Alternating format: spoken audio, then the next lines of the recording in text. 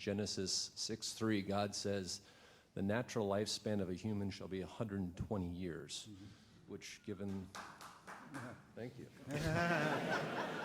Given that the Bible is about 5,000 years old and the oldest person alive today was 122 years, God was remarkable prescient. So the question is this: if you're Jewish or Christian and the technologies become available to stay older, do you not have a religious argument of, I should be allowed these technologies because God says my natural lifespan is 120 years? Well, what if the technology lets you live to 150 years? Well, that'd be then cheating. You're sinning. That'd be cheating. Let's take the question.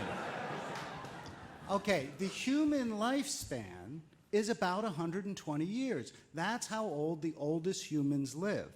I'm all for us all living to 120 years healthily, or even beyond that. That's not the issue. The issue is, if you look at species on this planet, there is virtually no species, and certainly no mammalian species, that lives any longer than that.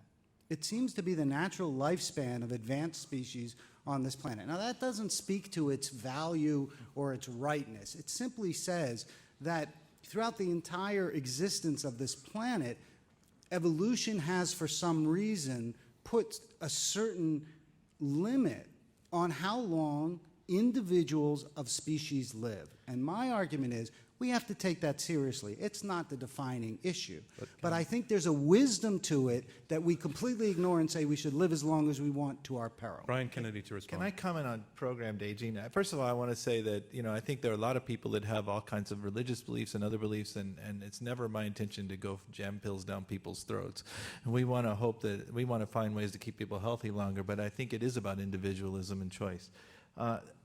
This concept of programmed aging has come up a couple times, and I think most of the field does not believe in programmed aging. First of all, there are a lot of species that live longer than we do. Whales live a lot longer than we do. Clams live a lot longer. Plants live 2,000 years. But leave that aside for the moment. I think most of us feel like aging is what happened when natural selection stops. In other words, natural selection cares about fitness, which is basically reproduction. It means living long enough to have healthy children and pass on your genes to the next generation.